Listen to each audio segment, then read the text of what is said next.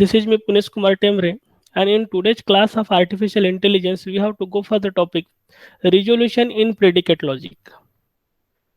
So, what is resolution in artificial intelligence? So, resolution is a theorem proving technique that proceeds by building refutation proofs, that is, proofs by contradictions. तो particularly जो कोई भी चीज़ हमें prove करना होता है उस प्रूव का निगेशन हम यहाँ पे अज्यूम करते हैं और उस निगेशन के हिसाब से हम रीजनिंग परफॉर्म करते हैं और वो रीजनिंग में कहीं पे कॉन्ट्राडिक्शन अगर मिल रहा है तो फिर हमने जो अज्यूम किया था वो रॉन्ग था एंड दैट्स वाई जो इनिशियली दिया था वही सही था. इस तरह का ये टेक्निक यूज होता है. That is what called as the resolution. Particularly, this technique was invented by mathematician John Allen Robinson in the year 1965. Resolution is used if there are various statements are given and we need to prove conclusion of those statements. Means single statement के basis पे हम resolution perform नहीं कर सकते. Series of statements must be given to us, and on the basis of collection of those statements, if we want to perform the reasoning, then we can go for the resolution. So whenever we are performing the resolution at that time, unification is a key concept. तो resolution process में हमें हमेशा unification perform करना पड़ेगा. अब unification क्या होता है ये अगर आपको रेफर करना है तो मेरा अर्लियर वीडियो रेफर कीजिएगा जहाँ पे हमने यूनिफिकेशन क्या होता है इसके बारे में डिस्कस किया है. Then resolution is a single inference rule which can be efficiently operate on a conjunctive normal form or causal form. Generally अगर हमें रिजोल्यूशन अगर परफॉर्म करना है तो डेटा जो रहेगा वो हमेशा कंजक्टिव नॉर्मल फॉर्म में होना चाहिए. यानी जितने भी फैक्ट्स हमें दिए हुए हैं वो सारे के सारे फैक्ट्स क्लाजुअल फॉर्म में होना चाहिए. यानी सारा का सारा हमारा डेटा जो है वो क्लॉज के फॉर्म में होना चाहिए. Means it should be free from implication.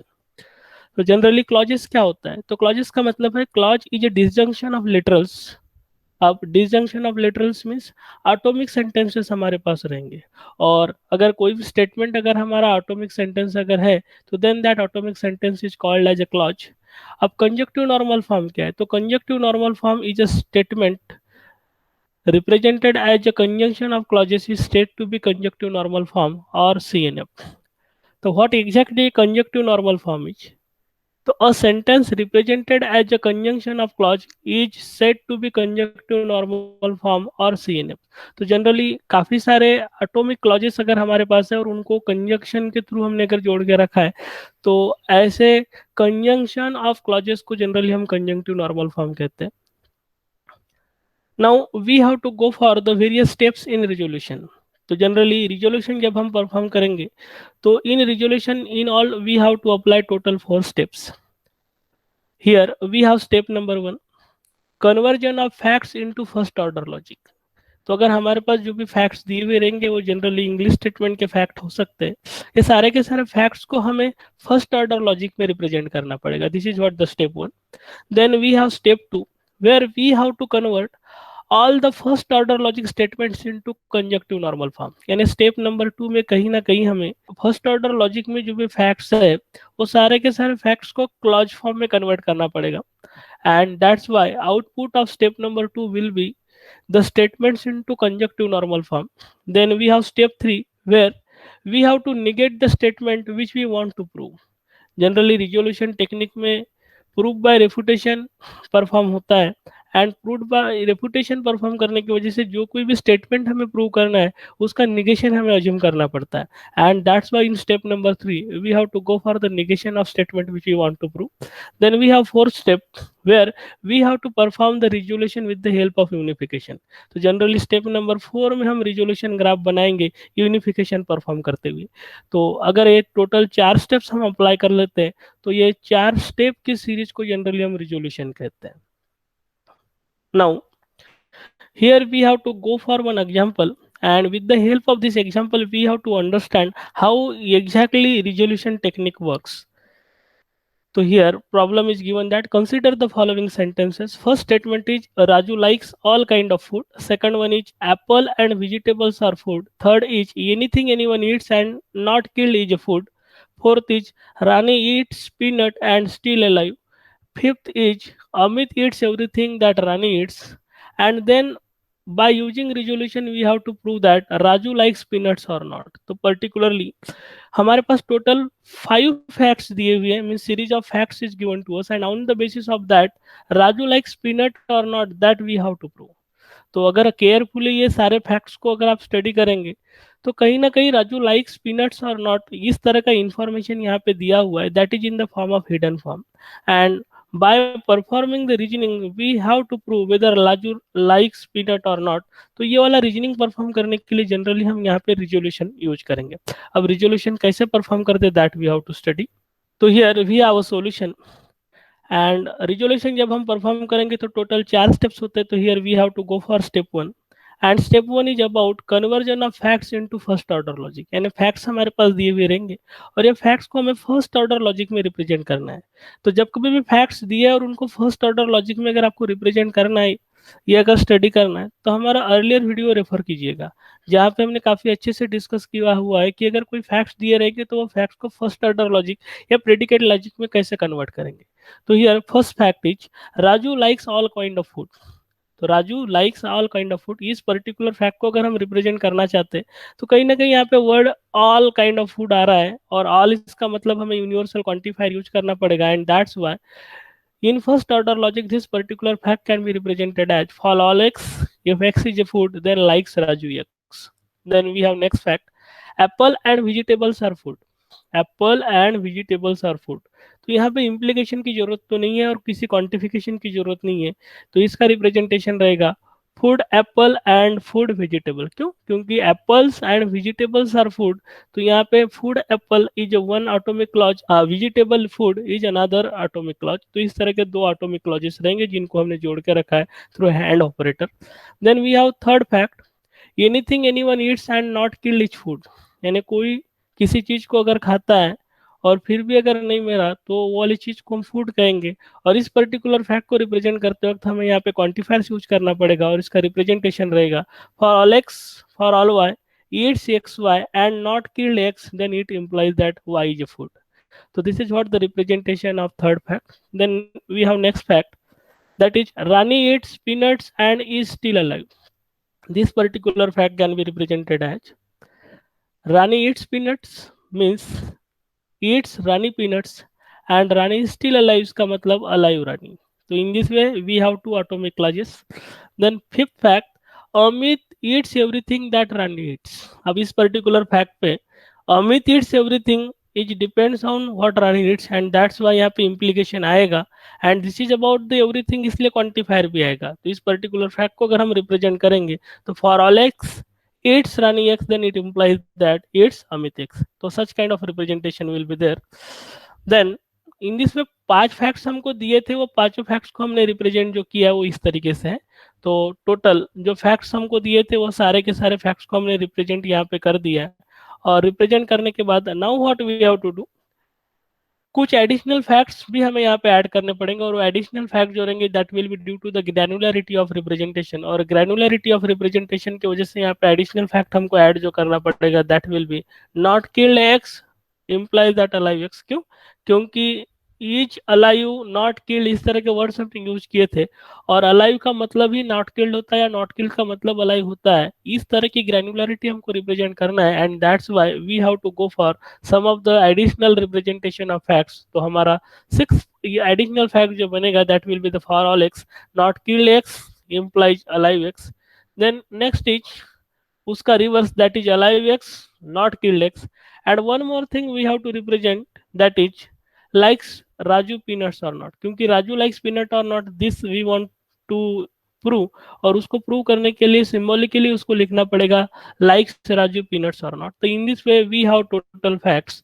And now जब कभी भी हम स्टेप 1 अप्लाई करेंगे कन्वर्जन ऑफ फैक्ट्स इनटू एफओएल, तो हमारे इनपुट जो रहेंगे वो हमारे इंग्लिश स्टेटमेंट के फैक्ट्स थे. जबकि हम स्टेप 1 अगर अप्लाई करते हैं तो स्टेप 1 अप्लाई करने के बाद ये सारे के सारे फैक्ट्स फर्स्ट ऑर्डर लॉजिक में रिप्रेजेंट हो जाते हैं और फर्स्ट ऑर्डर लॉजिक में रिप्रेजेंट करने के बाद हमारे फैक्ट्स कुछ इस तरीके से बनेंगे. Getting it? तो this was about the output of step number 1 and now we have to go to step 2. तो हियर वी हैव स्टेप 2. तो step 2 is about conversion of FOL into CNF, यानी first order logic में जितने भी facts दिए उनको conjunctive normal form में represent करना, और फर्स्ट ऑर्डर लॉजिक के फैक्ट्स को कंजक्टिव नॉर्मल फॉर्म में लेके जाना। It it is not a single step procedure, it will consist of so many सब स्टेप्स। तो सब स्टेप्स हमारे कौन से हैं? तो हमारे सब स्टेप्स रहेंगे elimination of all implications, then move negation inwards, then rename the variable and standardize the variables, eliminate existential quantifier or elimination of existential quantifier, then drop of universal quantifier या elimination of universal quantifier, and distribution of conjunction over disjunction। तो इस तरीके से total ये सब steps हमें apply करने पड़ेंगे, और ये सब स्टेप्स अप्लाई करने के बाद फर्स्ट ऑर्डर लॉजिक में जो भी फैक्ट्स होंगे वो हमारे कंजक्टिव नॉर्मल फॉर्म में रिप्रेजेंट हो जाएंगे। तो here we have to go for first two step. तो जहाँ पे हमें फर्स्ट ऑर्डर लॉजिक को कंजक्टिव नॉर्मल फॉर्म में अगर रिप्रेजेंट करना है तो हमें परफॉर्म करना पड़ता था कि इम्प्लीकेशन को हटाना पड़ता था, और हमारा निगेशन सिंबल जो था उसको इन्वर्ट मूव करना पड़ता था। और ये दोनों चीजें एक साथ हम यहाँ पे अप्लाई करेंगे।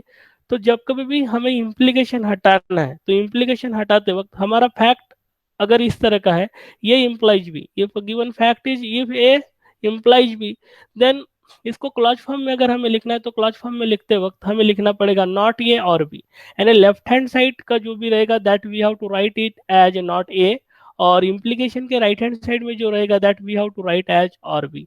एंड देयरफॉर जब कभी भी हमें इम्प्लीकेशन हटाना है तो ये इम्प्लाइज भी इस तरह का फैक्ट अगर है तो इस फैक्ट को हम रीराइट करेंगे नॉट ए और बी।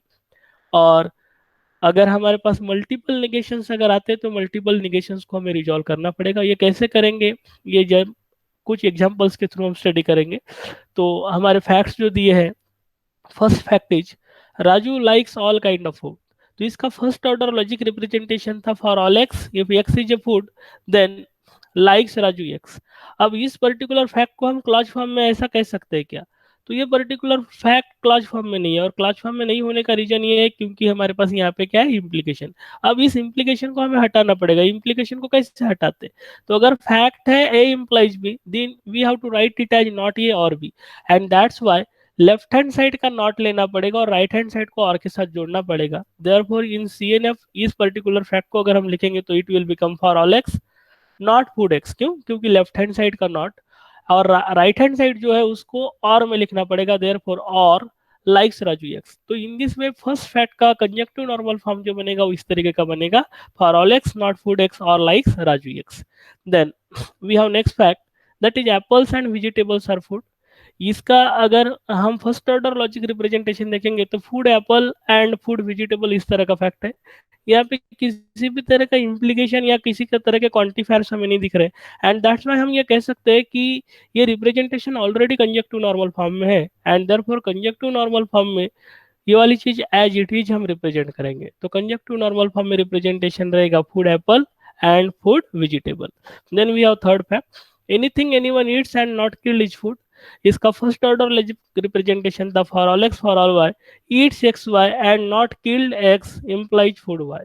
अब इस पर्टिकुलर फैक्ट को केयरफुली अगर हम देखेंगे तो यहाँ पे हमारे पास कहीं ना कहीं इम्प्लीकेशन दिख रहा है, and now we have to eliminate this implication. और इस इम्प्लीकेशन को अगर हमें इलिमिनेट करना है तो इम्प्लीकेशन को इलिमिनेट करने के लिए ये इम्प्लाइज बी को हमें रिराइट करना पड़ेगा नॉट ए और B, and on similar basis इस पर्टिकुलर फैक्ट को हम रिराइट करेंगे for all x for all y left hand side का नॉट, यानी क्या, not eat x y and not kill उसका एंड, और राइट हैंड साइड को और में लिखेंगे दैट इज फूड वाई।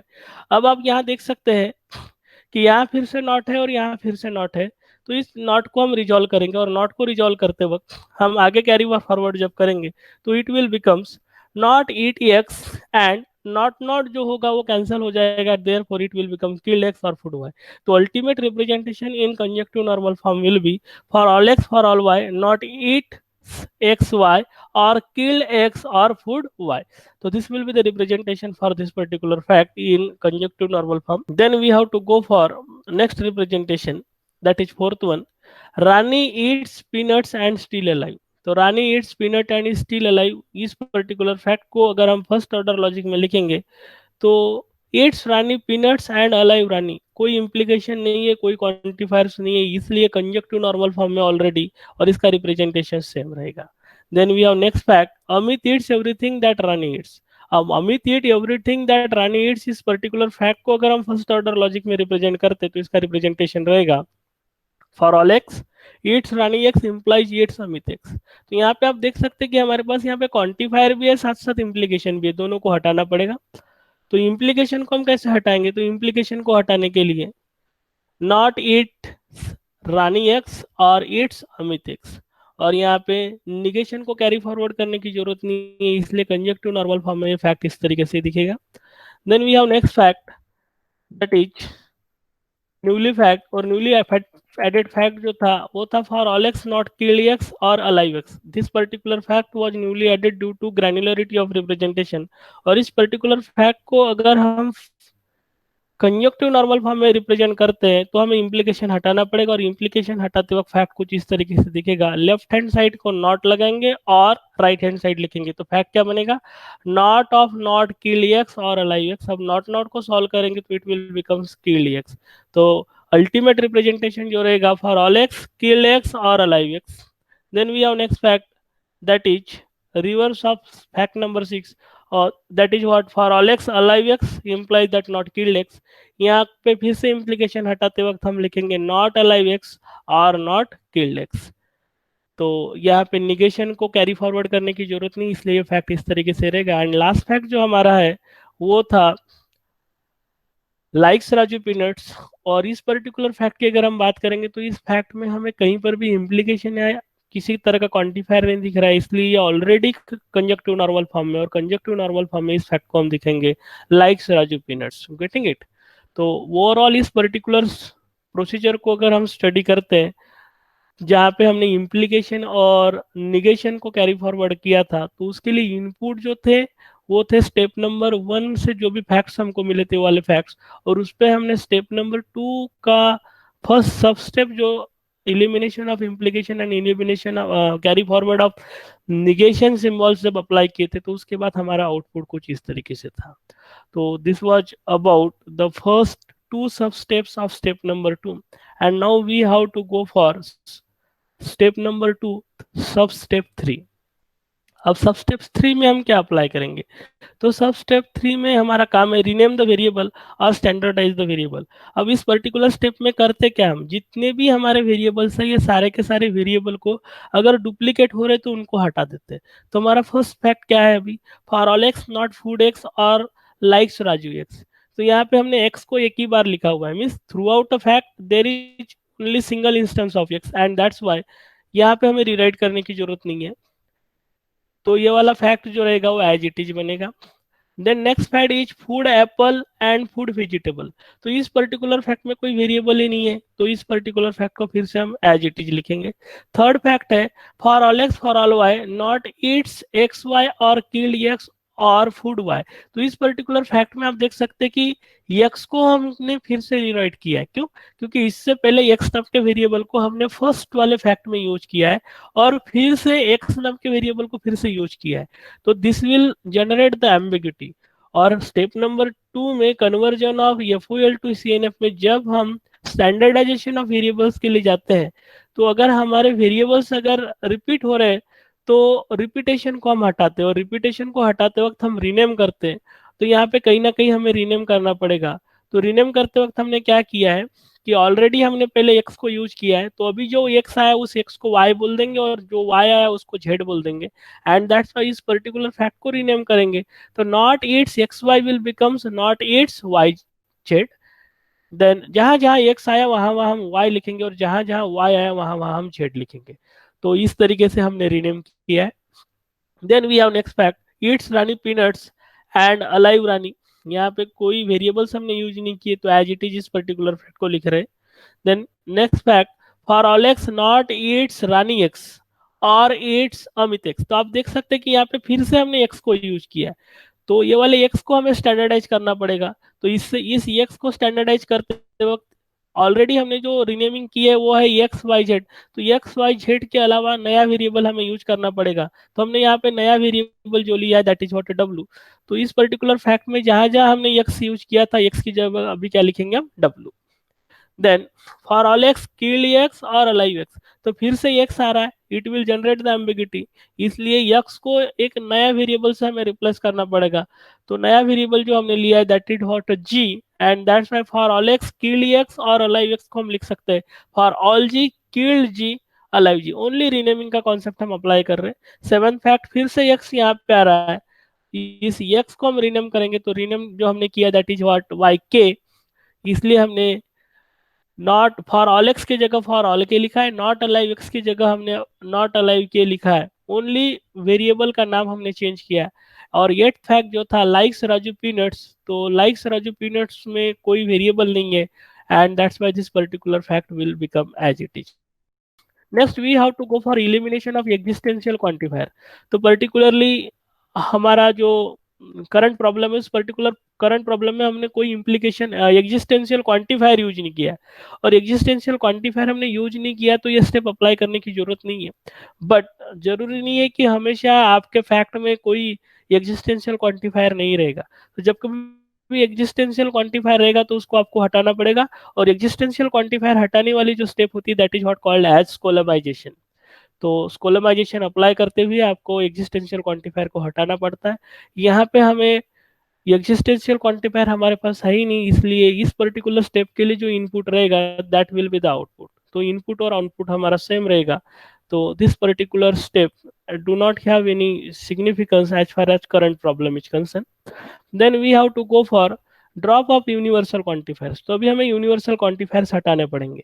तो यूनिवर्सल क्वांटिफायर्स जब हम हटाते हैं तो हटाते वक्त एग्जैक्टली मैकेनिज्म क्या रहता है, तो आप यहाँ देख सकते हैं for all x not food x और लाइक्स राजू एक्स, तो यहाँ पे हमारे पास यूनिवर्सल क्वांटिफायर है, तो इस यूनिवर्सल क्वांटिफायर को हमें हटाना पड़ेगा, और यूनिवर्सल क्वांटिफायर को हटाने के बाद ये फैक्ट हमारा कुछ इस तरीके से बनेगा। तो सिंपली जो भी यूनिवर्सल क्वांटिफायर था वो यूनिवर्सल क्वांटिफायर को हमने हटा दिया है। Then next fact, food apple and food vegetable कोई यूनिवर्सल क्वांटिफायर नहीं, एज इट इज लिख लो। अब एज इट इज लिखते वक्त हम एक काम करते हैं, जहां जहां हमारे पास एंड सिंबल आता है, तो एंड सिंबल का मतलब अगर हमारा क्लॉज ऐसा है जिसमें मल्टीपल ऑटोमिक क्लॉजेस है तो मल्टीपल ऑटोमिक क्लॉजेस को हम यहाँ पे सेपरेट करते हैं। तो food apple and food vegetable दो अलग अलग हमारे पास ऑटोमिक क्लॉजेस थे, दोनों को हमने सेपरेट कर दिया।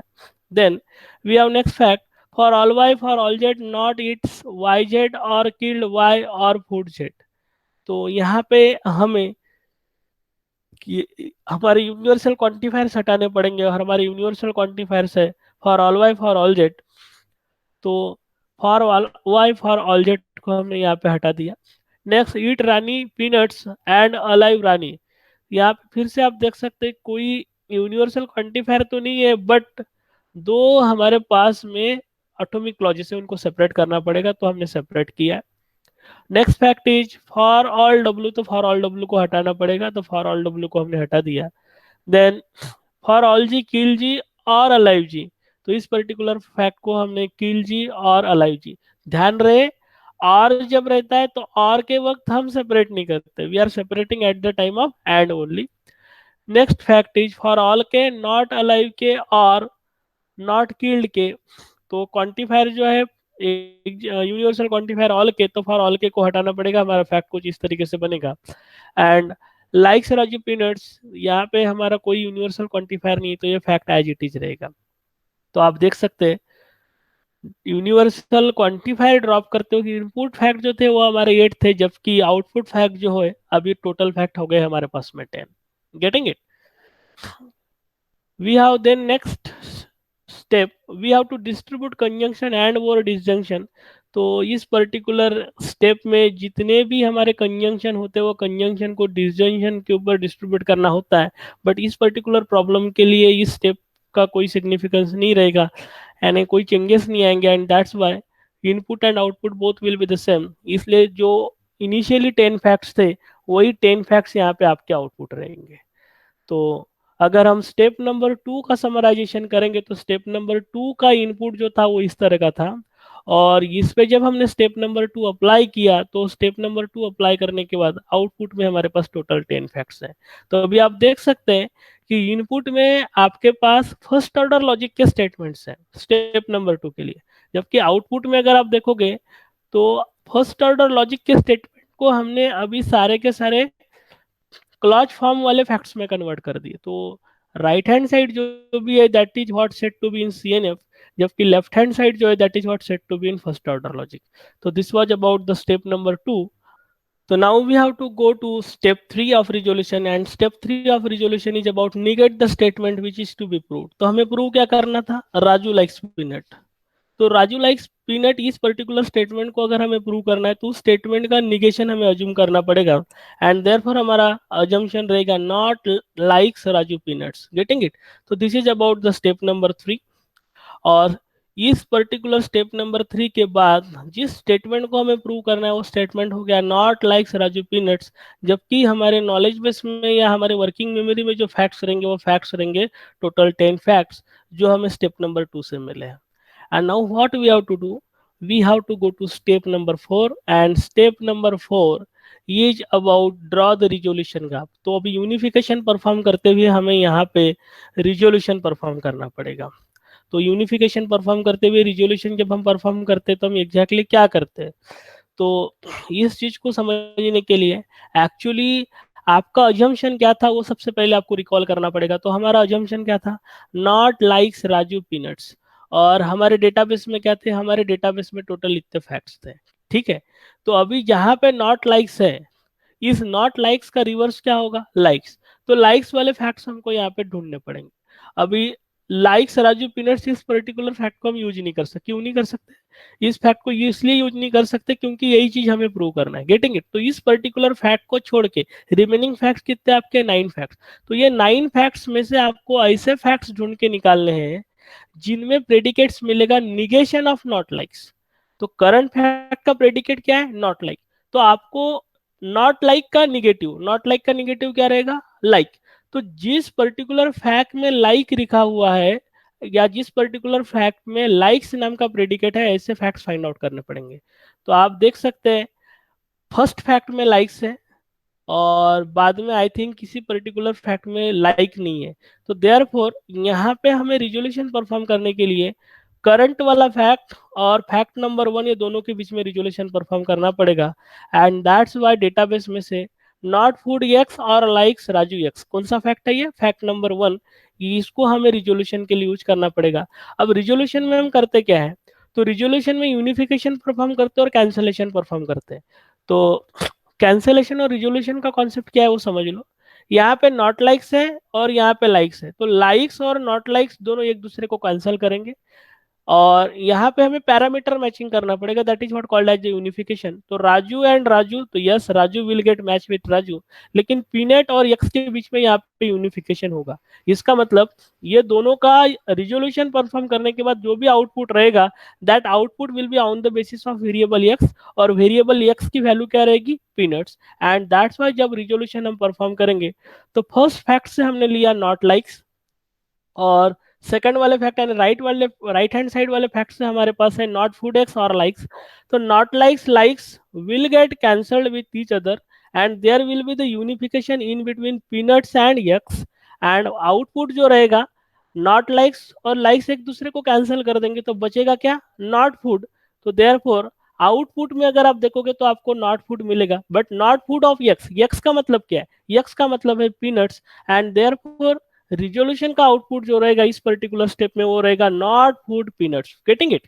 अभी आपके पास अवेलेबल जो है वो है नॉट फूड पीनट्स, और इस प्रोसेस को आपको तब तक के चलाना है जब तक के आप रिजोल्यूशन परफॉर्म कर सकते हो या फिर रिजोल्यूशन का आउटपुट आपका नल सेट नहीं मिल जाता। ये दो स्टॉपिंग क्राइटेरिया होता है, एक तो जब तक के चेंजेस आते रहेंगे तब तक आपको परफॉर्म करते जाना है, या फिर जब आपके रिजोल्यूशन का आउटपुट नल सेट आता है।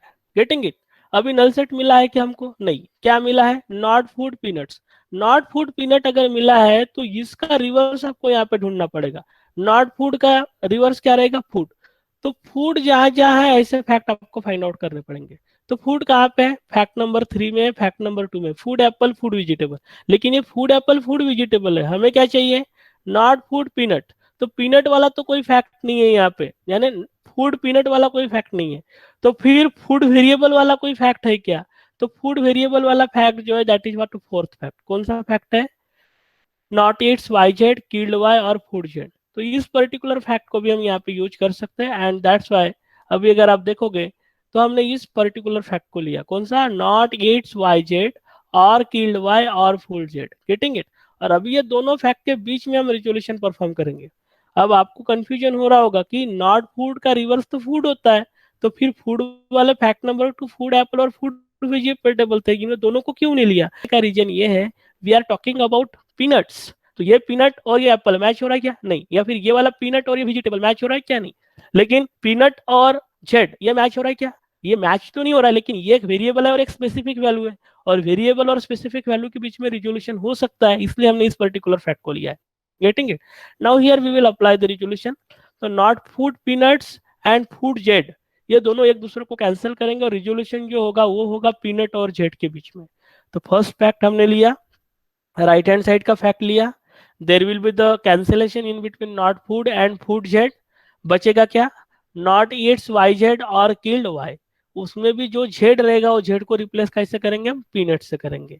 क्यों? क्योंकि रिजोल्यूशन जो हो रहा है वो पीनट और जेड के बीच में होता है, एंड दैट्स वाई आउटपुट जो रहेगा that will be not eats y peanuts और killed y. So this is what the output of resolution at this particular iteration. अभी आपके रिजोल्यूशन का आउटपुट नल सेट है क्या? नहीं है। नल सेट नहीं है तो आगे आप फिर से परफॉर्म कर सकते हो, और फिर से परफॉर्म करते हो आपको एक काम करना पड़ेगा, ये एक तो नॉट ईट्स प्रेडिकेट का रिवर्स फाइंड आउट करना पड़ेगा या फिर किल्ड प्रेडिकेट का रिवर्स आपको फाइंड आउट करना पड़ेगा आपके डेटाबेस में। एंड दैट्स वाई करंटली अगर हम देखेंगे तो करंटली हमारे पास रिजोल्यूशन का आउटपुट जो बचा हुआ है that is what not eats y and killed. तो नॉट इट्स का रिवर्स या फिर किल्ड का रिवर्स हम फाइंड आउट कर सकते हैं। तो हमने नॉट इट्स के रिवर्स को लिया है, तो नॉट इट्स का रिवर्स क्या रहेगा? निगेशन क्या रहेगा? It's. And that's why it's वाले फैक्ट्स हमने लिए हैं। तो इट्स वाले फैक्ट में हमको मिला रानी पीनट्स, इसलिए इधर से राइट हैंड साइड से फैक्ट जो है वो है Rani peanuts, and here will be the resolution. तो रिजोल्यूशन जब परफॉर्म करेंगे तो रिजोल्यूशन परफॉर्म करते वक्त not eats and eats will get cancelled each other, peanut peanut match हो रहा है, और रिजोल्यूशन जो रहेगा वो रहेगा वाई और रानी के बीच में, एंड दैट्स वाई रानी और वाई के बीच में यूनिफिकेशन परफॉर्म होगा, और यूनिफिकेशन परफॉर्म करने के बाद आउटपुट जो रहेगा that will be killed y, killed y यानी किल्ड रानी। तो killed Rani will be the output of this particular iteration.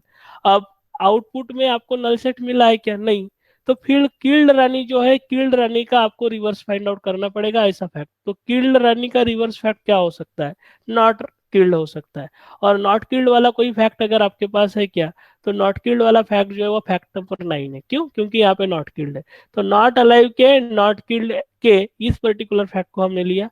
अब killed Rani and not killed के ये दोनों के बीच में यहाँ पे रिजोल्यूशन होगा, और यूनिफिकेशन जो होगा वो होगा रानी और के बीच में। तो आप देख सकते हैं लेफ्ट हैंड साइड के फैक्ट से हमने लिया killed Rani, right hand side से लिया नॉट अलाइव के और not killed k. There will be the unification in between Rani and k, और रिजल्टेंट आउटपुट जो रहेगा रिजोल्यूशन का वो रहेगा not alive k. Not alive k का मतलब not alive Rani, and therefore here we have the output not alive Rani. Getting it? अब फिर से आपके रिजोल्यूशन का आउटपुट नल सेट है क्या? नहीं है, नॉट अलाइव रानी है। इसलिए आपको ऐसा फैक्ट दिखना पड़ेगा जिसमें फैक्ट रहेगा अलाइव रानी। तो अलाइव रानी वाला कोई पर्टिकुलर फैक्ट है क्या? तो yes, this is what fact number 6, and therefore fact number 6 को अगर हम लेंगे अलाइव रानी को, और अगर हम रिजोल्यूशन यहाँ पे परफॉर्म करेंगे तो लेफ्ट हैंड साइड से not alive Rani, right hand side से अलाइव रानी, दोनों एक दूसरे को कैंसिल करेंगे और आउटपुट में हमें नल सेट मिलेगा।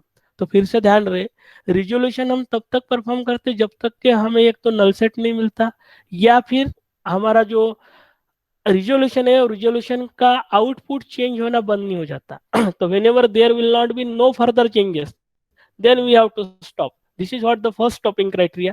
या फिर सेकंड स्टॉपिंग क्राइटेरिया जो है that is what whether you will get the null set. तो here we are getting the null set. अब जब कभी भी आपको नल सेट मिला इसका मतलब क्या होता है? तो नल सेट जब मिला इसका मतलब ये होता है कि जब कभी भी नल सेट मिलेगा इसका मतलब हमने जो अज्यूम किया है उसमें हमें कॉन्ट्राडिक्शंस मिल रहे हैं।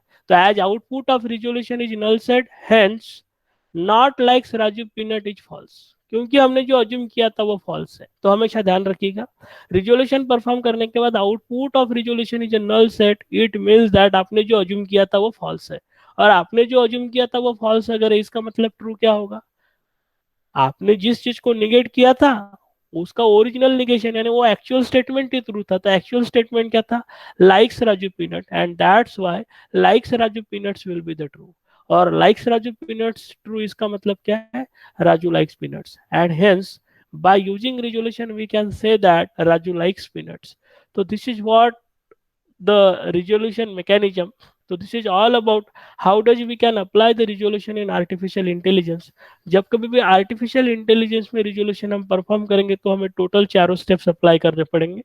फर्स्ट स्टेप में हमारे जो फैक्ट्स है उनको फर्स्ट ऑर्डर लॉजिक के फैक्ट्स में कन्वर्ट करना पड़ेगा, फिर क्लॉज फॉर्म में सारे फैक्ट्स को कन्वर्ट करा के सीएनएफ में लेके जाना पड़ेगा इन स्टेप नंबर 2। स्टेप नंबर 3 में जिस स्टेटमेंट को प्रूव करना है उसका निगेशन अज्यूम करना पड़ेगा, और स्टेप नंबर 4 में यूनिफिकेशन परफॉर्म करते हुए आपको रिजोल्यूशन परफॉर्म करना पड़ेगा।